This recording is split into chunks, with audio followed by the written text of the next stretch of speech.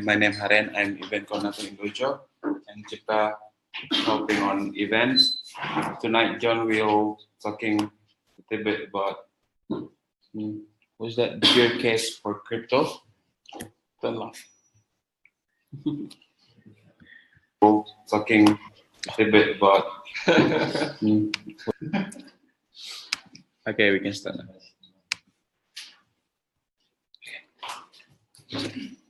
Okay, so like Karen says, my name is John. For those that don't know, I work in the crypto industry, primarily at the moment trying to get that big pool of money that we always refer to as Wall Street into the cryptocurrency industry.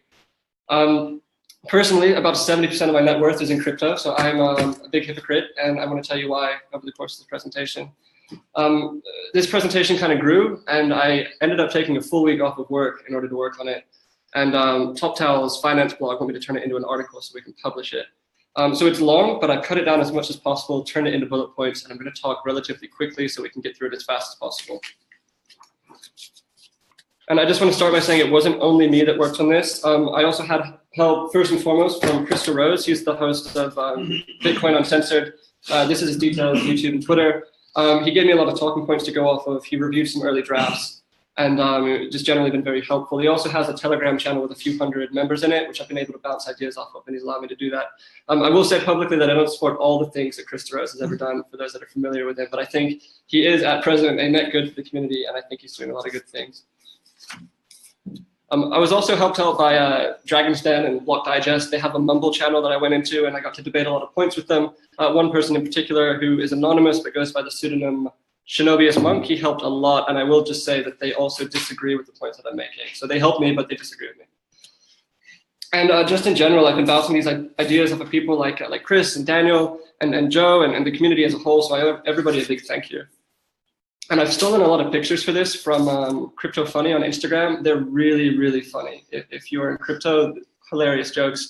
And I'm going to try and make this talk a little bit more fun than last week. Last week was a technical talk and it was a bit boring. Hopefully this week it's a bit more fun. So this is what we're going to talk about. We're going to talk about why I'm doing this if I'm so invested. Why am I giving the bear talk today? I'm going to talk about what memes are and how they're valuable and relevant to the discussion. Propaganda techniques that you see not just only like in politics, but also what you see in the crypto world. Then I'm going to go into more technical aspects of market manipulation, the regulatory risk of crypto, the threats of getting scammed, all the security risks that are out there at the moment. And then at the end, I'm going to try and give some solutions to those problems. So I'm not just saying everything's terrible. There are things that we can do to make things better. And then I'm just going to open the floor up at the end for questions and debate. And I think debate is the wrong word. I'd rather like for it to be a discussion, because debate kind of implies that we disagree with each other. And as a lot of people say, when I make these points to them, they don't disagree. So we're just trying to find like a common ground. So this is what I think I look like when I'm talking about crypto versus what I actually look like. And the thing about people that are in crypto is as soon as you start to like entertain the idea that, yeah, this might be a good thing and it might work, we start to talk about like 50 years in the future when everybody's using cryptocurrency and we have hyper-Bitcoinization and like all these crazy things that are going to happen. And to quote Krista Rose on this, in a talk he gave to some bankers about 2 years ago, he said, "You'll see a lot of rampant idealism in the movement, which is a little bit dangerous and will lead you down the wrong path." And I'm guilty of this just as much as the next person. I just think it's cool to talk about. Again, the whole point of this is to learn and debate and have a discussion. And again, I'm 70% in crypto, so I really hope that I'm wrong. So why am I doing this? Again, another quote from Chris, a recurring theme in this talk, is he was on a podcast, somebody else's podcast, talking about Bitcoin governance and consensus, and was asked about why he's giving the negative view. And his response was, "I am striving to be a secular Bitcoiner. I wish not to be a pumper. I wish to be an independent evaluator of these technologies. I think that our greed is going to make us willfully ignorant, as it is pronounced, so you constantly have to fight it. I think that I am adding more value in skepticism and rationalism, and that as a pumper, I would no longer have journalistic integrity." I think a lot of time at crypto meetups, you get one side of the story, you don't get both. And I think the other side is downplayed. And I think when you're selling essentially a dream to people, you need to make sure you're responsible in doing so and tell them both sides of the story. And that's the thing, when somebody says, "Oh, like what currency should I buy?" You're always like, "This one's really cool and I like it because blah, blah, blah, blah, blah." But you always have to finish it with, "But I don't know though," because potentially it might go to zero and it might ruin their life. I think it's an important thing when somebody's trying to sell you something that you analyze the claims of the person that is speaking to you.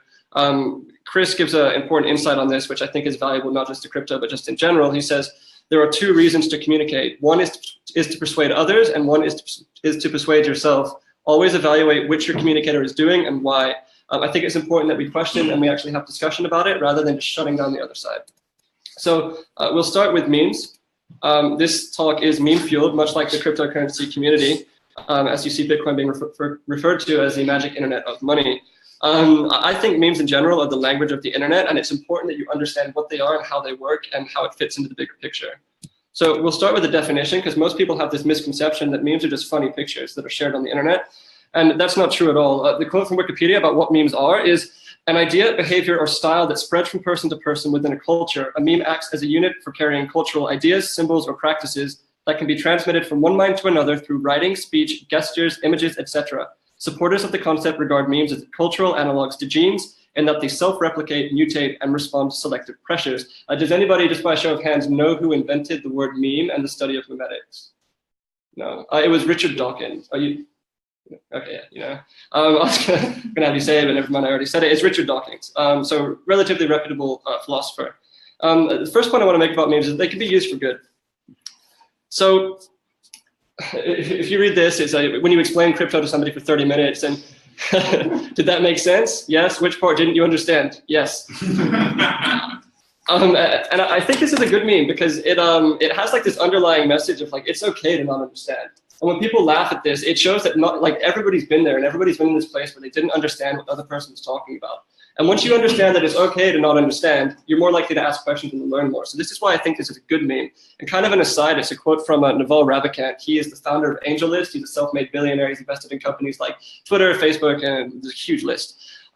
He says, and I'm paraphrasing here, generally speaking, those who explain simple things in complex ways are charlatans, and those who can adequately explain complex things in simple ways are geniuses. And I really think that's true. So the next point that I want to make about memes is they're not just funny and they're not, slow down. Oh, sorry, you guys can keep up. They're not just funny, and they're not just good, but they're also valuable. And they have like an actual monetary value. Somebody took this idea of giving each image like a hash or a value, and then being able to cryptographically prove who owns that image by tying it to the blockchain. And people started trading these. It's called Pepe Cash, or rather it's called Rare Pepes, and the currency is called Pepe Cash. And these individual images have sold for thousands of dollars a piece. And it's at this point that I want to also say that memes also have a dark side. Memes don't have to be true. And a quote from the Smithsonian Magazine is, the belief that the Earth orbits the sun is no less a meme competing with others for survival. Truth may be helpful for a meme, but it is only one quality among many. And the opposite meme or whatever used to be true, that the universe rotates around the Earth, and people were literally killed and put in prison for even trying to argue that that's not the case. So like, how does this relate to propaganda? So propaganda has this long and kind of confusing definition of its information that's not objective, primarily used to influence an audience and further an agenda, often putting or presenting facts selectively to encourage particular synthesis or perception, blah, blah, blah, blah, blah. The way that I think of propaganda is as manipulative memes. So it's like an image of something that's put out there that's not entirely true and a little bit misleading. And there's a whole realm of study around propaganda and the techniques that people use. And I think that once you can start to recognize the techniques, you can actually actively combat them and they're not as effective against you. And I think memes are quite interesting because they wield a great power, even if you don't understand them. Like a lot of people just use them because they think they're funny. There's this one, and then he said, my mutual fund made me 3% last year, and you have all these people laughing with the symbols of Bitcoin, Litecoin, and Ethereum on their chests or whatever. And I think it's not important necessarily the funny factor, but more the underlying message that the value will go up. You know, it's not even stated, but that's the underlying thing. If you buy crypto, the price is going to go up to the moon. And this is called, like, these implications are called unstated assumptions. And not only that, but it also paints these holders as cryptocurrencies as being part of the new elite, because, you know, these are all like presidents and people in the White House that have a lot of power. And in propaganda techniques, we refer to that as transfer or association, trying to associate something good with what your cause supports. And there's also the opposite of that, trying to associate something negative with what your cause doesn't support. So How many people are familiar with the North Korean leader, their government, the general stuff that they're doing? You know, not like super in depth, but you've seen it? Yeah. So I think the opinion that a lot of people have of the North Korean government is that they're stupid, they're incompetent, and they're just like a big man-child that's playing around with missiles. And I think that's exactly what they want you to think. For those that aren't familiar with this picture, this is something that was released by the North Korean government. This is photoshopped. They don't have that many landing vehicles, whatever they are. To us, it's like immediately obvious, like especially people that have any experience with editing digital images and they can prove it relatively easily. And like we laugh at them, like, look, they're so funny. They're making up like these dumb pictures to make themselves look bigger than they actually are. But the truth is, in North Korean famines recently, 3.5 million people have died. That's about 15% of their population. 1% of North Koreans are in prison, being forced to work as slaves while being tortured and subject to inhumane conditions. Children are routinely executed in front of other prisoners, and infanticide, that is the killing of babies, is common. But it's much easier for us to think about this stupid North Korean government that's incompetent, right?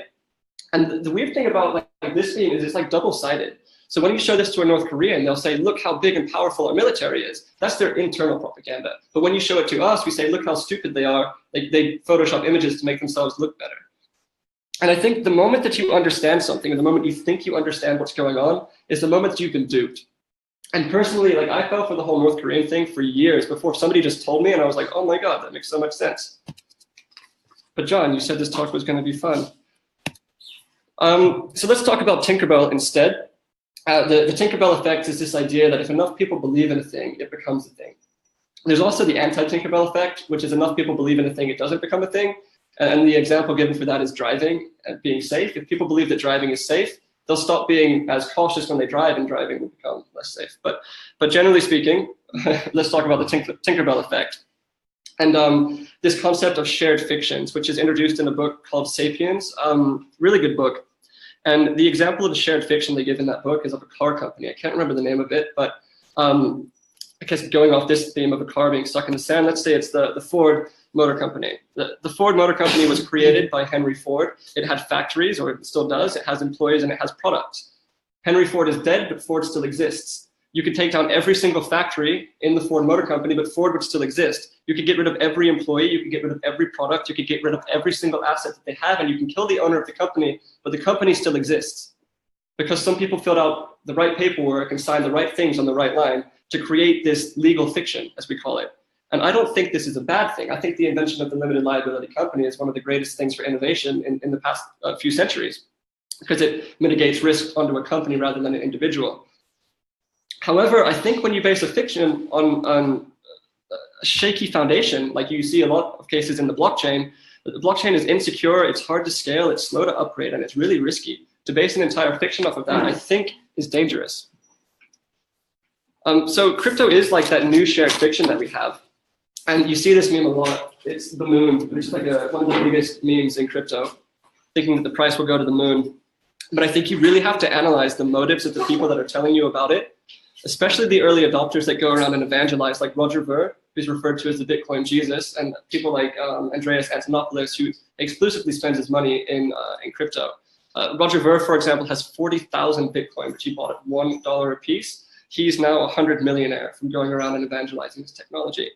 And I'm not saying that these people are disingenuous. I'm not saying that the methods that they were using are necessarily from like bad intent. I'm just saying you have to really question the incentives of these people, especially when, if you believe what they're saying, they become more wealthy.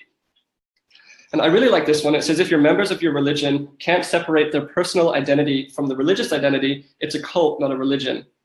And I think that incentives change with time, even if Ver and Antonopoulos and these had really good intentions at the beginning. I think what people commonly do is they attach an ideology to their identity. I'm a Republican, I'm a Democrat, I'm in the crypto community. And when you attach something to your identity like that, if somebody critiques it, they're attacking you personally, not the idea anymore. And it becomes very hard to think rationally about the thing that's being discussed. And it goes one step further with crypto in that if all of your value is in crypto and somebody is attacking that value, they are literally attacking your net worth. They are a direct threat to you as an individual, and you get all of these emotional responses to that, and it's more difficult for you to think about.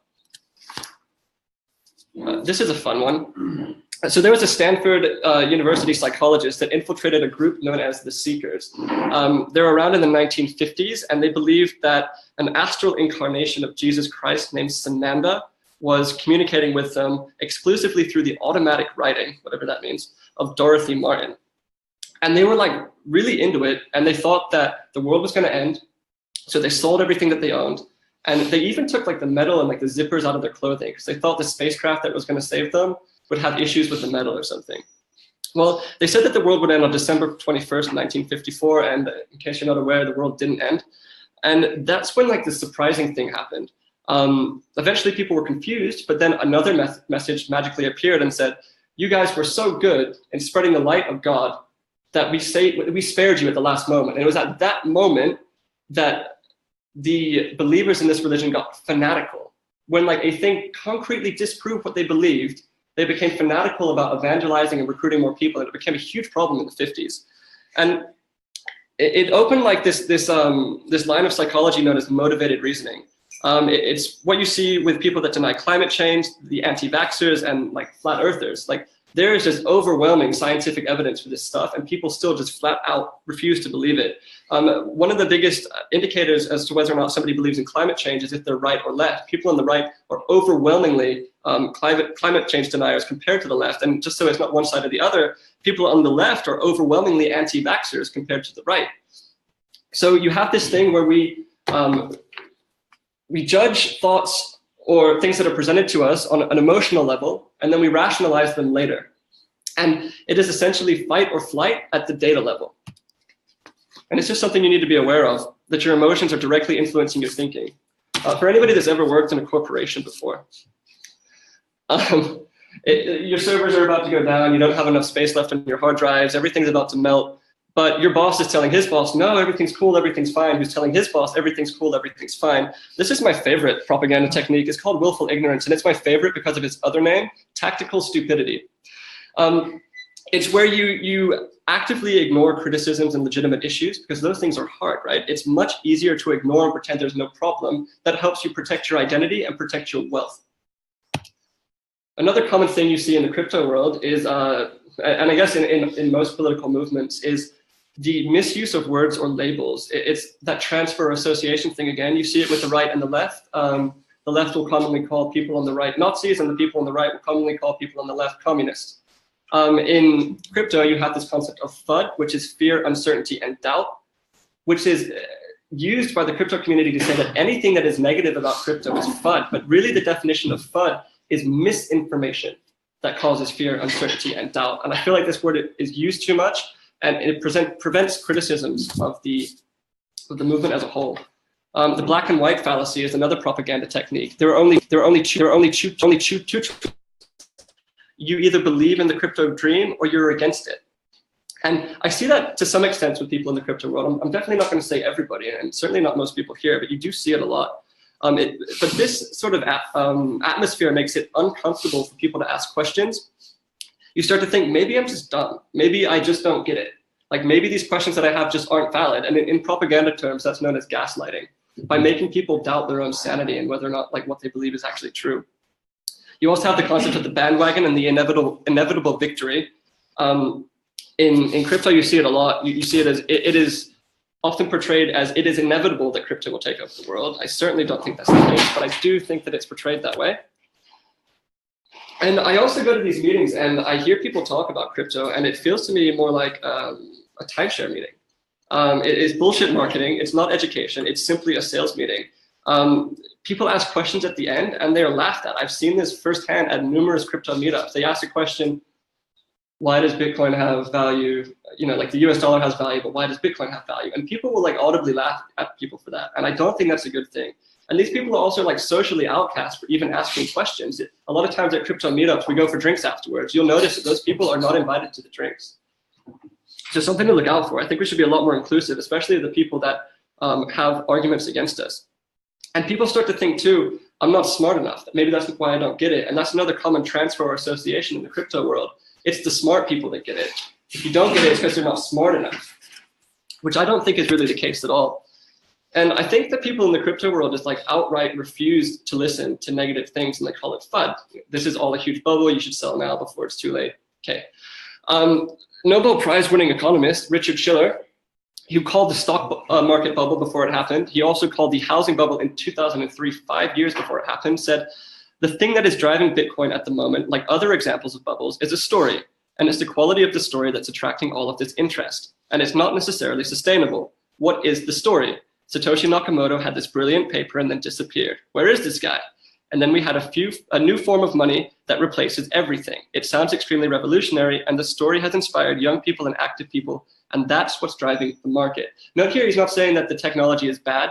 He's not saying that there aren't strong fundamentals there. He's saying that those fundamentals are not what's currently driving the market.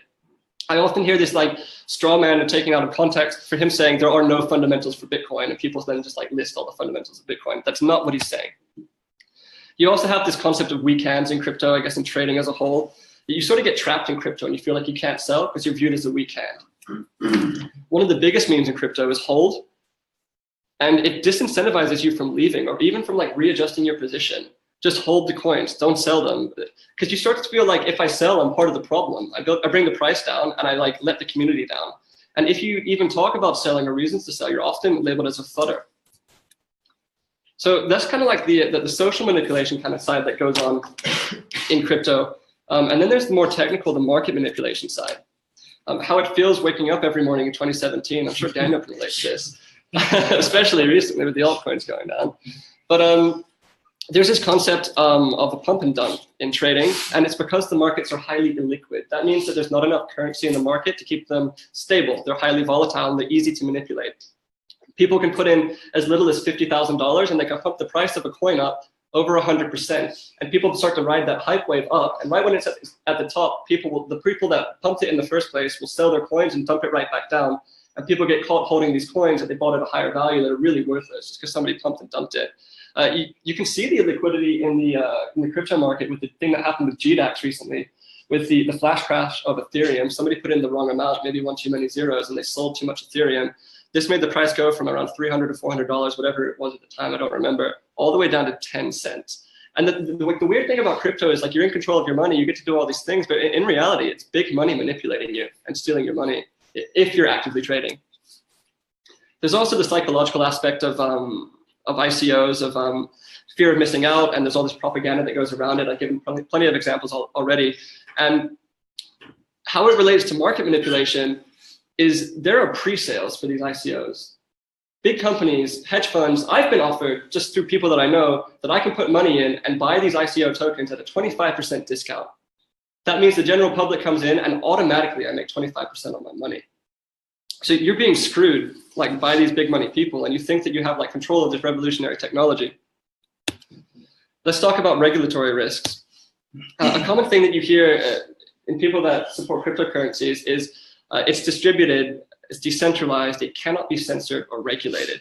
The example that I like to give for this is that a cryptocurrency chain is sort of like a bank, and the bank issues its own notes, its own currency. Whilst it's true in the cryptocurrency sense that you cannot regulate the bank, you can regulate where those banknotes can be spent and how people go about buying them. So to say that it can't be regulated, I think is just willful ignorance. I think it's absolutely ludicrous. There's so many things the government could do.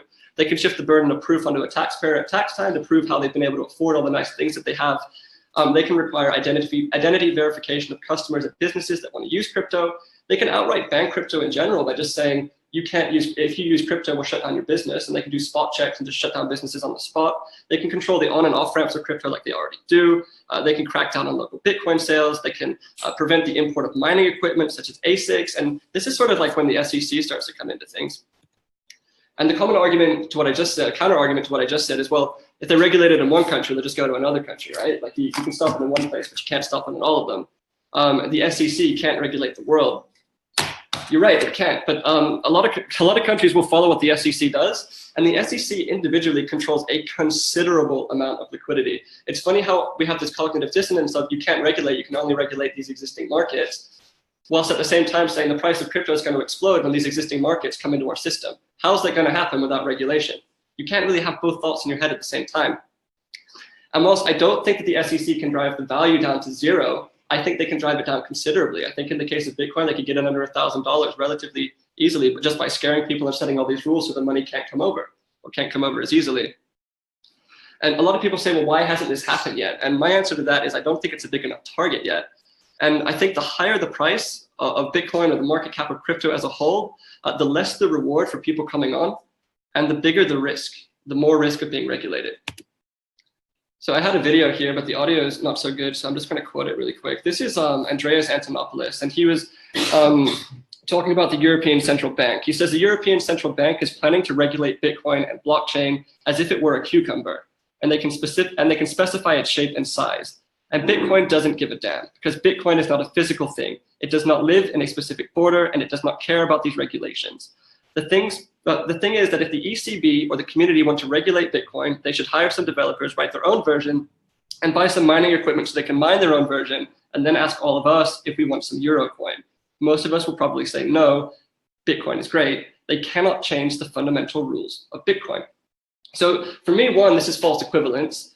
Cucumbers can be regulated. Bitcoin is not a cucumber, therefore it cannot be regulated. Or to give them a bit more credit, Bitcoin is not physical, therefore it cannot be regulated. But I think you can automatically see the flaw in that argument. I also think it's selective truth. I think it's cherry picking. I think it's straw manning. The ECB isn't trying to regulate the protocol itself. They cannot change the fundamentals of Bitcoin, that is true, but they can regulate everything around it. And I think when you don't tell the public that, and you do tell them that it cannot be regulated, and you try to drive this narrative, I think that you're lying to them. I think you're being manipulative, and I think you're trying to drive the price of crypto up, potentially for your own gain. Let's talk about scams. So something that's very similar to this ICO craze is the South Sea Company of the 1700s. Is anybody familiar with that? No? Okay, cool. This one's really cool. I actually found out about this like a week or two ago. So in 1701, the king of Spain died. This led to a big war. Everybody was fighting over Spain because there was a power vacuum. And in the end, England and France got like rights to the land. France got rights to Spain, like one of their noblemen got to control Spain. And England, to simplify things, got rights to America. But what everybody involved got was a great deal of war debt, and they need to repair all the trade routes that have been destroyed. So what the English government did with really good intentions was they made a company called the South Sea Company, which had a monopoly over trade routes in the New World. This allowed the government to transfer their debt to equity in the South Sea Company. This was really good for the government because the debt wasn't on their books anymore. And England, in this example, even got to collect taxes off of the company that they just made. And it was really good for investors because you get to invest in a company that has a monopoly over all this trade from a new country. And it started with the best of intentions, I think a lot like ICOs did. But what happened was they started to be over-marketed, and for the first time in history at that point, commoners were allowed to invest in these things rather than people that just had ties to monarchs or whatever. And then you started to see front running. That's people that had connections were able to buy at a discount and then sell on to the commoner at an inflated price, much like you see with the pre-sales of ICOs. And then the worst thing that made it go really bad was others started to see, hey, we can market companies to the commoner. We can get a little bit of money from a lot of people, and that ends up being a lot of money. And it's completely unregulated. And I kid you not, these companies were referred to as bubble companies. And I'm going to quote Chris DeRose's article that he wrote on the South Sea Company here. He said, as a new class of investor was given access to a securities market for the first time, and without any regulatory safeguards, the market quickly degenerated into a gambling racket where unscrupulous businessmen catered solely to the speculative market without any concern for long-term sustainability and non-speculative capital inflow. Over time, as the public's appetite for extraordinary investment opportunities continued to grow, the claims of these bubble companies grew equally extraordinary. No regulatory oversight or specialist review was needed at the time, so claimants began to pitch companies which claimed they would achieve the transmutation of quicksilver into a malleable fine metal, the making of rapeseed oil, and of course, a wheel for perpetual motion.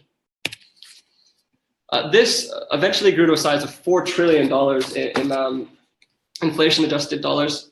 And I think around 1719, about 20 years after the war started and all that, is when it finally crashed.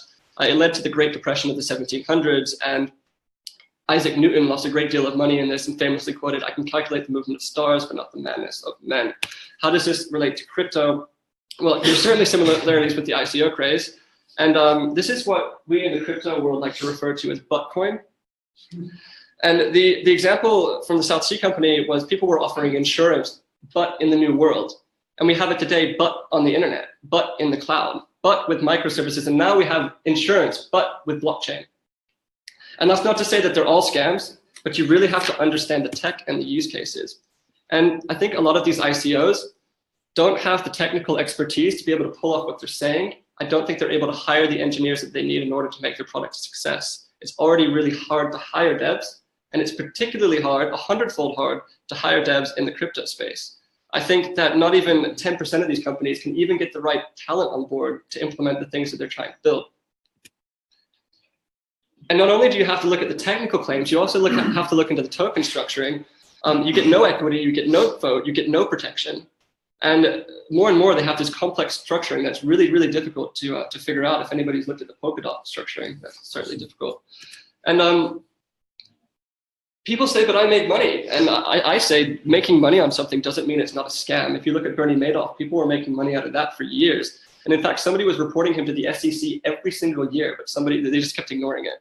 And Chris says on this, scams are guaranteed to be profitable for a minority in most cases. That's how more money comes in. The problem is that they're macroeconomically wasteful. Let's talk about security in blockchains.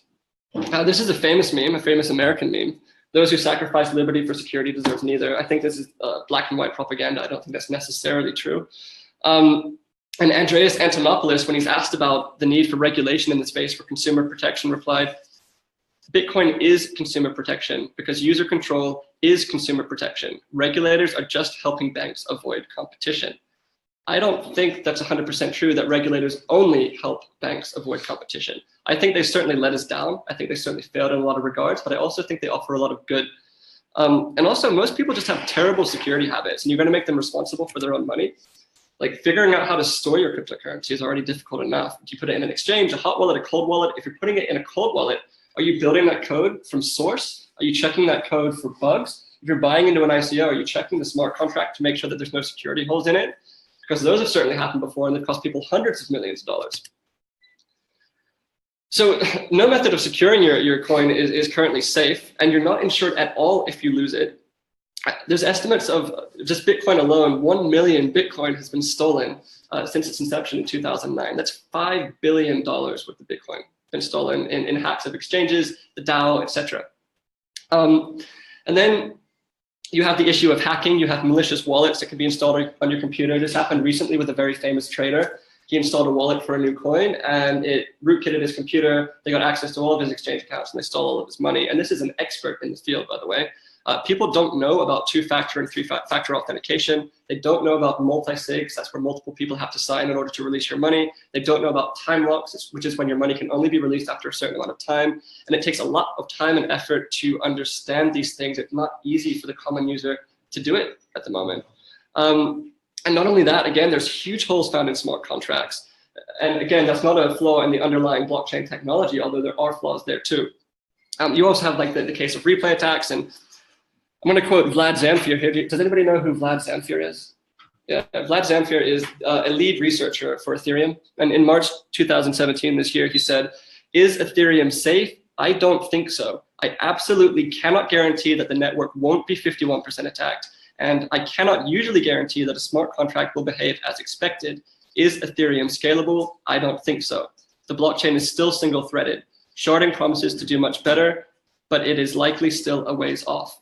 So I really don't think Ethereum is safe or scalable, but I am optimistic that it will get better, granted that all blockchains suck." He sold over 90% of his Ether.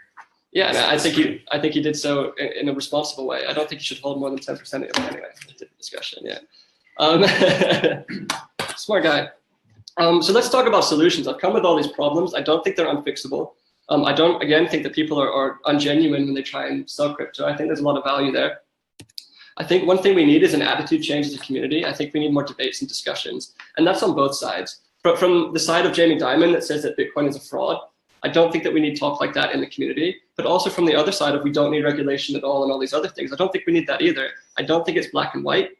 I think one thing that would be really useful is a debate show of getting like the brightest on both sides to come in and talk. But I think one of the issues we have is IQ versus EQ. That's you've got these really smart people that can come up with these super cool technologies, but they don't know how to deal with people that disagree with them. They have like this really high intelligence, but this really low ability to communicate with other people. And you have this IQ versus EQ. So I think the people that have high EQ should start to learn the technology more. And I think the people that have high IQ should learn how to talk to people better. I think we should start to look at self-regulation. I think we should start to look at best practices and come up with them as a community rather than have the SEC just hand down to us. This is how things are going to be. I think ultimately it's going to come down to a compromise, and it'll be better if we have a framework already in place, which the community agrees to and that we think is fair. And I think it'll make that integration a lot better. I think if we don't compromise, it'll lead to this war, and I really don't know what side will win. I don't know if you can shut down crypto or not, but I know that it'll be terrible and it'll be really harmful to both the government and to the crypto world as a whole. And I think that it will genuinely be bigger than the war on drugs. I also think we should have less talk and more development. I think we should stop marketing to people who don't know and just selling them on a dream. I think that we should fix the tech issues that already exist in blockchain, that's scalability, the cost of fees, speed, consensus issues, how hard forks are done. I also think that we should build prototypes and then market them, not the other way around. And I think that we as a community should shun ICOs that choose to just put out a white paper and raise $100 million. I think that we should raise awareness. I think we should learn and teach propaganda techniques so people can learn to recognize them. I think that we should teach security. If you're going to shift to people having more responsibility for the storage of their money and more control of it, we should certainly educate them on how to do it properly, which I think a lot of people are doing already. We should teach them two-factor auth, password managers, etc. And I think we should present at these meetings a fair case, not just one side. This is certainly one side on the contrarian side, but I think as a whole, we should try and merge these two together and present more of the risks that exist in crypto. I think that we should advocate for reasonable investment. I don't think it's good to have what I have in crypto. I have 70% in crypto. I'm actively looking to reduce my exposure. And it took me writing all this and doing all the research for this to actually realize that I am cognitively biased and I am tricking myself by having so much in crypto. And I think that we should advocate to others not to just sell their house and sell everything they own and put it into crypto, and to be really, really careful with what they do. This is Vlad again. He says Ethereum isn't safe or scalable. It's an immature experimental tech. Don't rely on it for critical apps unless absolutely necessary. But people do anyway, right? And even after saying this, he went on a podcast and he said, I feel like I haven't done enough to tell people that this is an immature technology and that I have concerns due to the fact that commercial interest and adoption has far outpaced the tech research and development. I have a lot of concerns that the cart is leading the horse on this one. And one final word will then be a quote from Vlad. Blockchains are not toys. They aren't get-rich-quick schemes. They aren't a shiny tool for automating your business processes. They are powerful technology that have the potential to do unspeakable harm. But they can also provide the basis for solutions to serious global problems. When I shit on your parade, it's not because I'm not excited about the technology. It's not because I don't care about all the work we're doing. It's not because I'm not optimistic about the future of Ethereum. It's because it really bothers me to perceive that you are engaged in a circle jerk while I feel like I have the world on my shoulders. So that's me. Those are my details. I have a blog. It's not monetized at all. You can check it out. My Twitter, again, Chris Rose, Dragon's Den, and Crypto Funny are there if anybody wants to check those things out. And does anybody have questions, discussion, debate about anything that I said? A lot. Yeah. First of all, your phone's about to fall on your pocket. Oh, thank you. Yeah, and this is I think that the overarching principle here is actually how we think about things, right? Like all of these propaganda tools and how we get to reality as it is and not reality as we wish it to be. So that deep overlying, like it exposes a real flaw in the way we go about things. And I'm reading Ray Dalio's book right now, Principles. If you're not familiar with him, he's head of Bridgewater Capital, which is the largest investment fund in the world. And I don't give a shit about their money, but the way they create their company culture is meaningful work and meaningful relationships through radical truth and radical transparency. They film every meeting in the entire company, and every time someone else is discussed, they get tagged, indexed, and notified. So it takes 24 months for someone's brain physiology to change to the point where they can't lie, like where they're radically honest and truthful. But like, I think that's what you're driving at, like by exposing all of these things. That's the culture of the future that like if that could be cultivated with this technology, I mean, then like, you know, the Star Trek future is actually possible. Yeah. So that anyway, like, it kind of inspires me, and like these warnings, if we could pair it with like the radical transparency possibilities, that is what would bring this to the next level. You know? Yeah, I agree. Does anybody have any like thoughts on that? This isn't just like a Q&A, right? Just answer questions. I'm really trying to encourage that everybody kind of discusses it and what you think and what you think of the current state of the of the current crypto community. What we can do. Is anything that I said wrong or inaccurate or misleading or any points to correct? And it's not like an invitation to attack so I can attack back. It's just I genuinely want to talk about this stuff. What did the guy who's anonymous with the .com and weakness there crash? Did he have anything else to say about blockchain and Bitcoin? Richard Schiller, yeah. So that quote continues on to say, effectively along the lines of what I was saying, that he doesn't think it's bad tech. He thinks that it has huge potential. He just thinks that the price of the market is being driven by speculation, not by the progression of the technology. Does he see it collapsing, correcting, and normalizing and continuing? I have no idea. I don't know. Do you have any more quotes from other people who are like neutral on the outside of the crypto scene which analyze it? I would say that Richard Schiller is neutral, but no, I don't. Do you? Like, yeah, because I'm interested in hearing those as well. But it's really hard to find neutral people because their incentives are really questionable when you have people like Jamie Dimon, who's part of the banking establishment that may perceive a threat from crypto, maybe that influences him to speak against it. And when you have somebody like Roger Ver or Antonopoulos, who have significant financial incentive to talk good about crypto, you just get like butting heads, and it's really hard to find that neutral ground. I think the bubble you showed, like, and this is something I've learned really looking at the Bridgewater info, because they've gone through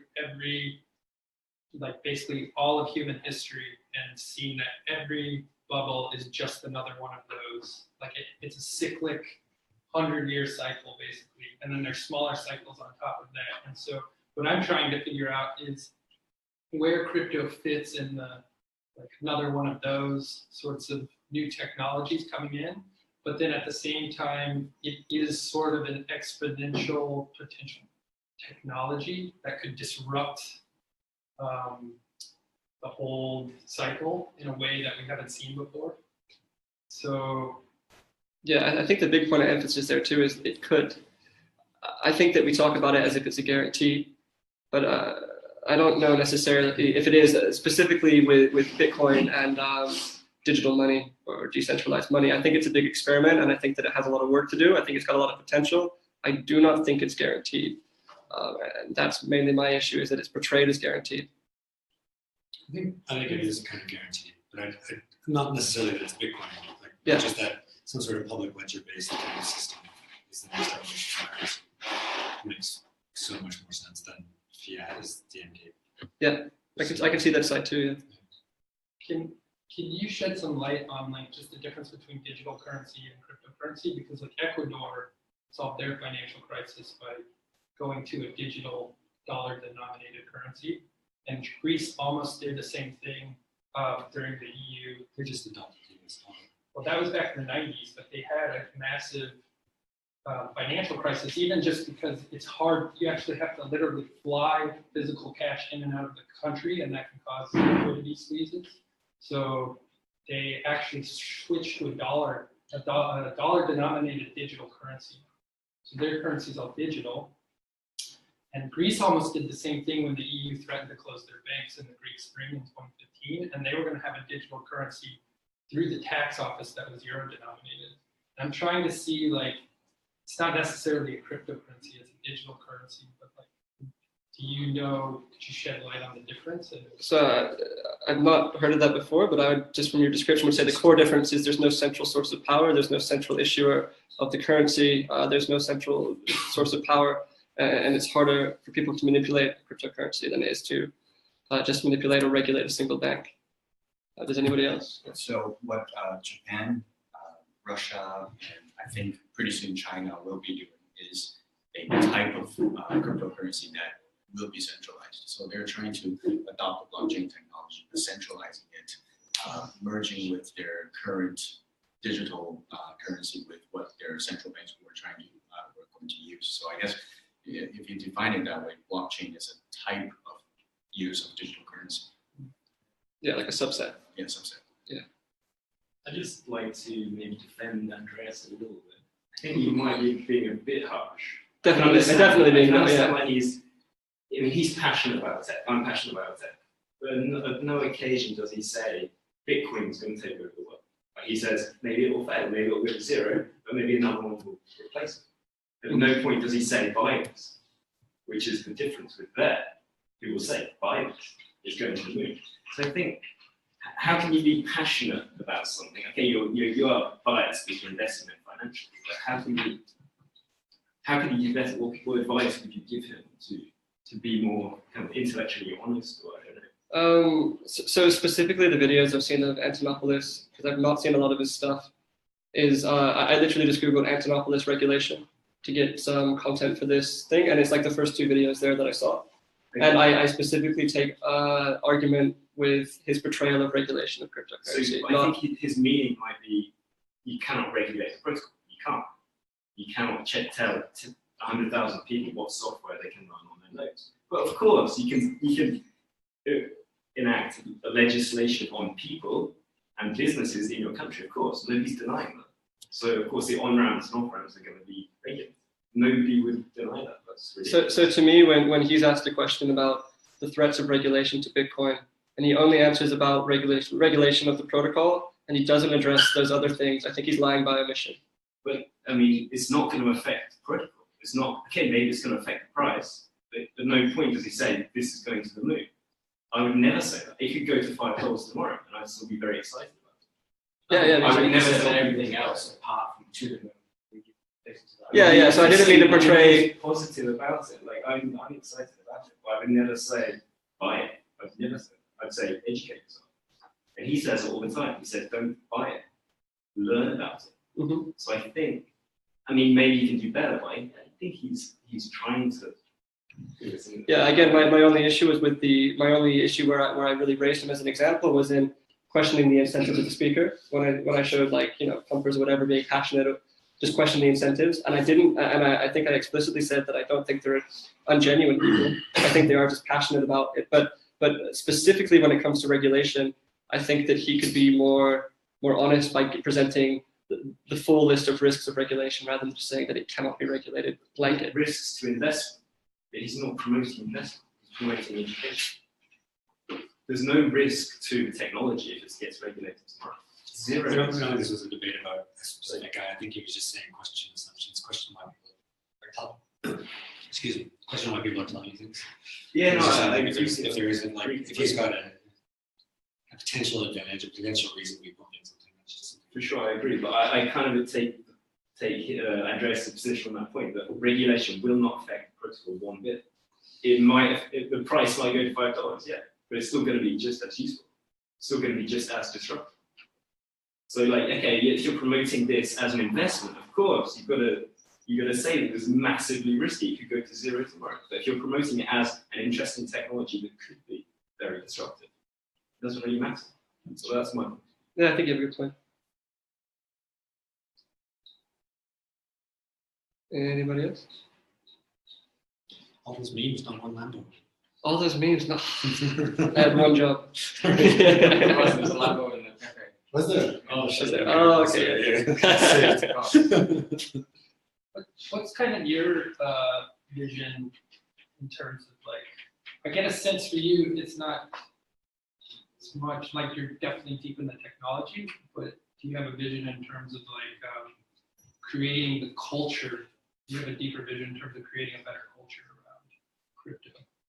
I think culture in crypto is a huge issue. I think we're maybe not at meetups, maybe not in person. I think online we are highly political. I think that we attack each other unnecessarily. This is just turning into a kumbaya talk now. We should all come together. But I think that we should stop doing it, and I'm guilty of it just as much as everybody else. I've attacked specifically Koinomi on Twitter for not using SSL. But when I probably could have gone about that in a better way instead of calling them out publicly so much. I just think there's room for improvement in the community, and I think if you think tech has like a bad culture of being like really critical, I think crypto is even worse. You think it's achievable? Do I think it's achievable to have a better culture? Absolutely, but I don't think that it'll happen overnight. I think that it'll happen as more people kind of adopt this narrative of we need to treat each other better. And also treat the people that we're trying to onboard better by telling them both sides and not just one. So you paint a picture here of a possible gloomy-ish outlook for the next 2 to 5 years where government's regulated and there's lots of scams, there's people losing money, things collapsing. What's the possible, not the rainbows and the unicorns, but what's the possible? Don't get me started, yeah. Because also your company, right, it's like market making, trying to bring on like big institutional investors and bring money into it. Mm-hmm. So what's your plan to 10 times your company growth? Because that must be the plan. And that must be tied into the growth of the crypto industry. That one can't happen without the others. What are your plans and how's that? What is the positive future? I don't necessarily want to 10 times my company. And it's funny because when you talk to Alex, a mutual friend of ours, sat down with him to start this company and he said, the whole point of a corporation is to make money. And I just from a very ideological level disagree with him. I want to work on cool tech. I want to do fun things. I don't necessarily care about becoming a 100 millionaire or 10x my company. But okay, so forget money. Just grow your company, bigger impact. Have your tech actually used. Have your vision actually. Yeah, I think some of the stuff that I said in like solutions, maybe starting to regulate ourselves, coming up with best practices, things that we can do to improve. And like, so you're saying in 2 to 5 years, I see it as gloomy, and then after, what do I see? Is that your question? No, what's an alternative reality where it's positive but not ridiculous? So what's the question? Where regulation's positive, maybe your company starts on one or one financial institutions, maybe it's a bit coming into here. Do you see things like this happening? I think that's absolutely possible. I think it's entirely possible. I don't think Bitcoin going to zero is a certainty, and I don't think it going to the moon is a certainty. But I certainly see it going up from where it is now. And I really hesitate to say that because as soon as people hear that, they just say, so I should buy. It's like, oh, it's the only thing people seem to get, you know. But I think the side that has the strongest case for quote unquote winning, if there is a winner here, is the crypto side. I think it is better. I just think we have a lot of issues to work through. And I think that the price has exploded a little bit prematurely. I would have liked for it to happen in a few years. I think like if the regulation come in and all your ACOs, they start losing money, 90% of them go bankrupt. It's going to be a lot quieter, and people are actually going to be building. That's going to happen with no regulation. But maybe like a bit more like reality check will actually help make the technology. At the moment, we're just selling dreams and what people say. What's the closest model to this that's done in the past? Like gold or closest like model that? as far as An asset that had value and then South Sea Company from the 1700s. What's a more positive one? And more like where it's like works maybe. well, I mean, for instance, The internet, yeah.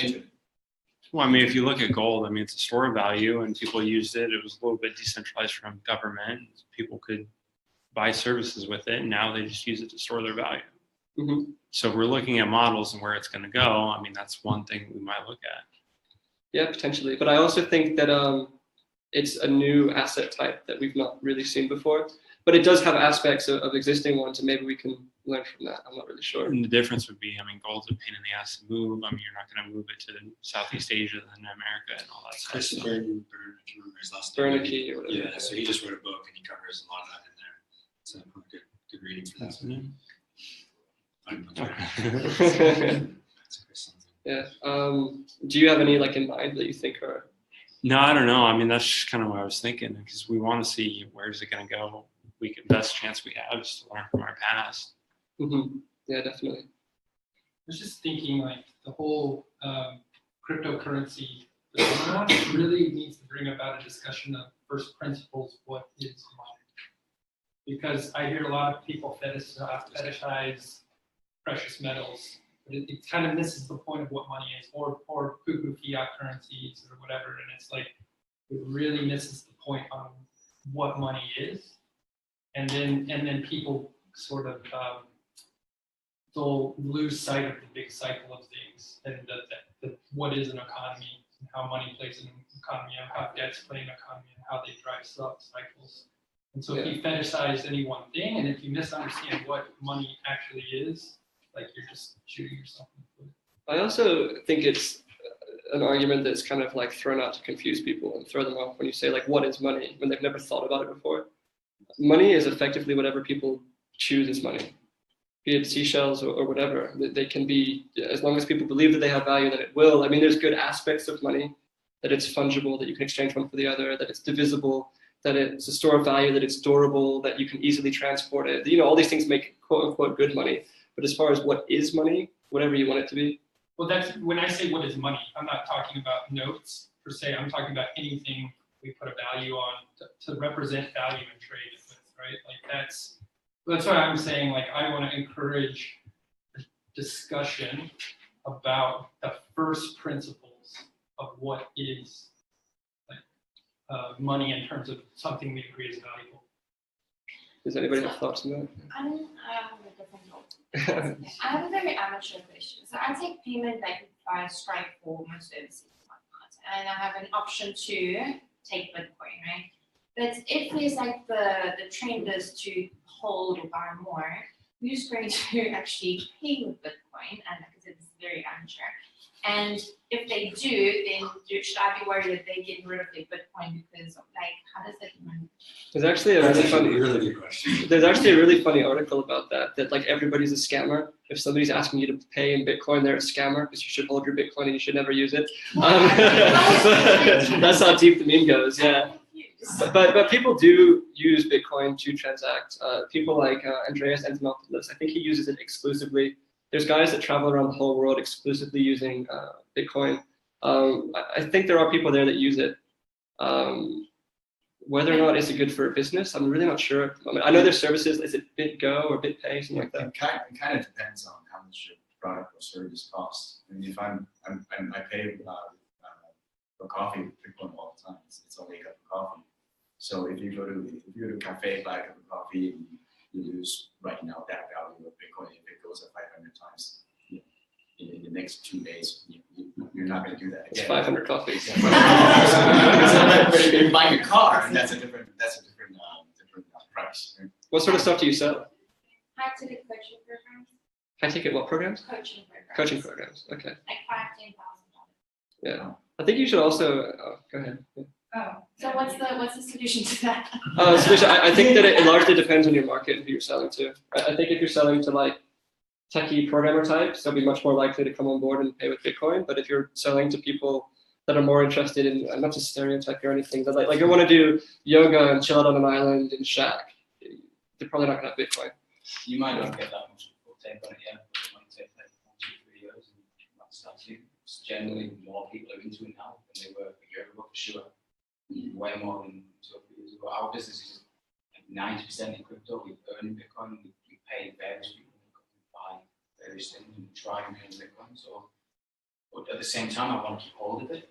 Or like we actually do something and use it. So I'm not trying to get rid of it. Yeah, Daniel's probably the best How do you one. make that decision? Like if you're watching the charts and it looks like it's going up and you're like, I'm going to pay with dollars or I'm going to pay with Bitcoin. How do you make that decision? I just pay with Bitcoin if I can, because I haven't got that much money. I'm even more. For you, I would say like just do more research and decide if you like it, you want to take a position, and like if you think you can take the risk and take a small Bitcoin position. Thank you. If you're gonna do that, you may just even want to do it direct rather than do it straight. I mean, if it's just small transactions high value.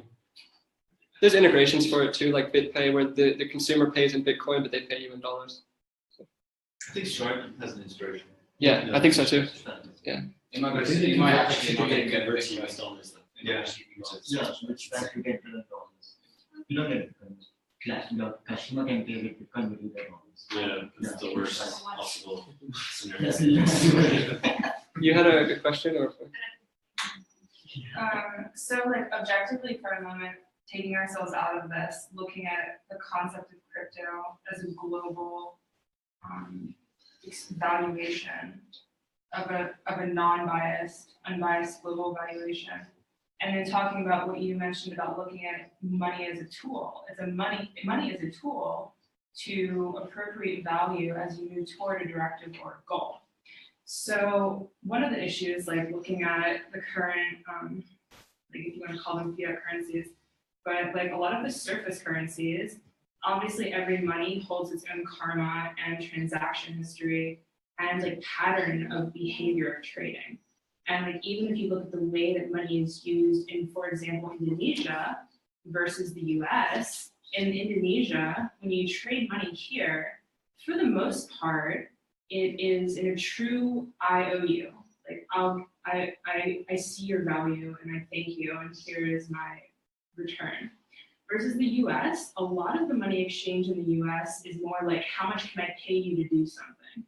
And maybe that's just one way to look at how different money is accepted and respected in different countries. But right now, in a lot of countries, money has become the directive, right? Because the people that have the money have learned how to utilize human psychology to control people into wanting more money or wanting things that money can buy by understanding very simple ways of human brain function. Because those people are making, right? And so allowing crypto to have the power to redistribute value by seeing clearly what our directive is. You know, like we need air, we need water, we need ingestible substance that's arguably organic, and those three fundamentals are the basics of human survival. And so if you look at right now, the money-derived community, having it look at all the monetary industries and wealth holders, you know, like they're in oil, right? You know, everyone who hears this room knows. So like allowing crypto as a global valuation exchange to be a tool to move us as a directive toward actually a goal that sustains our life is like, could be arguably, you know, if you look at this new accepted currency and who accepts what currency and what currency stands for, like you can utilize a currency, for example, Bitcoin or for example, Bitcoin or like an Earthcoin or something, right? That companies that exchange the currency follow a certain guideline of simple things like air, oxygen, non-toxic environment, clean water to drink. Like these are so simple, so simple. And then allowing that like common foundational understanding globally to be a shift in this valuation exchange toward a directive that's clear. Because people who have money, they'll still have the same amount of money. It won't change anything. It's so gradual. And they're trained to want to keep money, so they'll still have it. It's like almost like a quiet thing that can happen. Currencies are controlled by governments. Cryptocurrency is not. So that's that's a pretty big change, you know, in culture and society and all the rest of it. But it's not directed, you know, or it's self-directed, I guess. Who's the government's controlled by though? Sorry? Who are the governments controlled by though? Well, that's the question. I mean, do you trust the government to control currencies, or would you rather have something that's, you know, essentially not controlled? But it's a similar argument. If I say that the currencies are controlled by the government and I look and see who the government's controlled by, it's going to be a select few amount of people. In America, it's the elites who control the government. Yeah. They control most of the money, they control the government. So currency is not. As it is now. So maybe this changes in 2-3 years where everybody moves to cryptocurrencies. It's a similar topic. I mean, I have trouble seeing how you would ever regulate it, like, you know, without knowing huge amounts about it. But it seems sort of like the internet. I mean, it's resistant to control. Resistant, but not. I mean, look at how. No, I agree. I think so. They're Yeah. trying to control it. I'm sure. And off ramp, just like they can do it for You know. And so then they disseminate false information. The Great Firewall of China. Yeah, I mean, Great Firewall of China. Disseminate all sorts of bullshit out there to try to like obscure you. Yeah. So like, it's a constant battle. I don't see how crypto is going to end up. Yeah, it's just a matter of time, I think. There's also this like weird belief that people have that it's going to lead to like a redistribution of wealth, and I just want to say that that's not the case at all. I think like You have to buy Bitcoin with dollars. yeah, and 90+% of Bitcoin is owned by what, like 1% of the people already. Just wondering if there's any discussion out there about the potential for a crypto to become a world reserve currency. I don't know. Does anybody else have like more experience that has like finance background or economics background? That would be very bad for governments. So I mean, the whole point of creating state-run cryptocurrencies is to have more control over cryptocurrency and perhaps blockchain.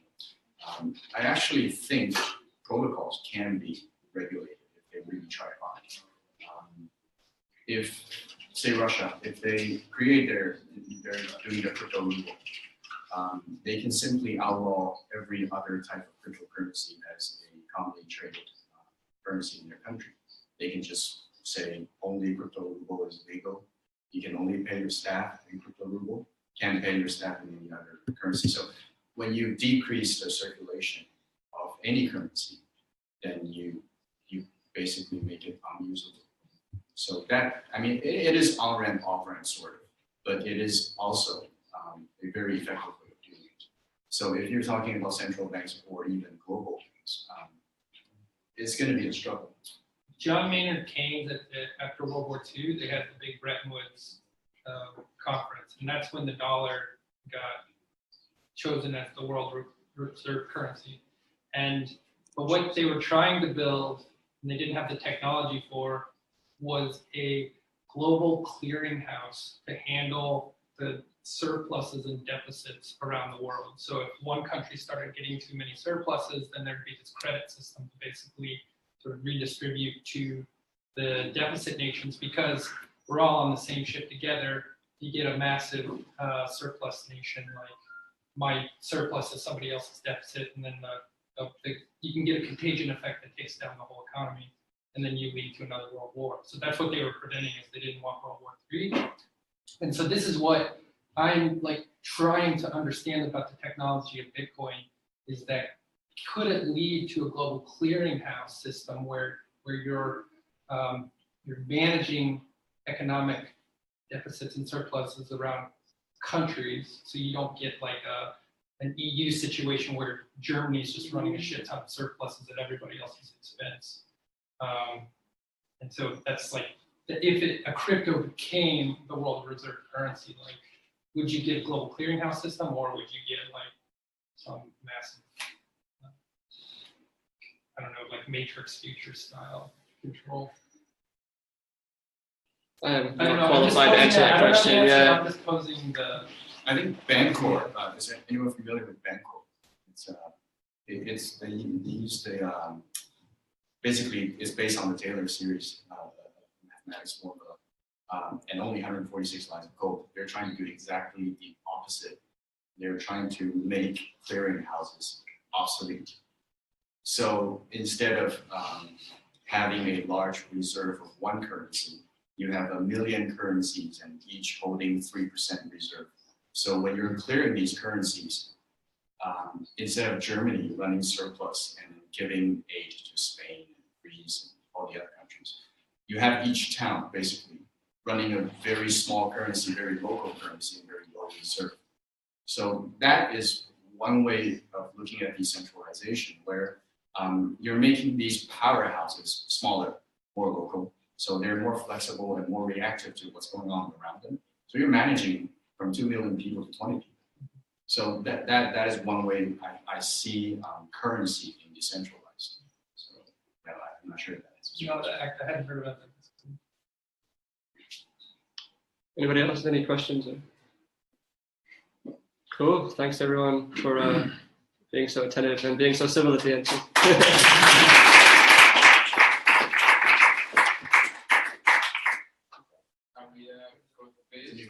Oh shoot! I always forget. I'm supposed to announce that we're gonna go for beers. Where are we going? Grass Terrace. Grass Terrace for beers. If anybody But wants only to. the people who are crypto bulls. Yeah.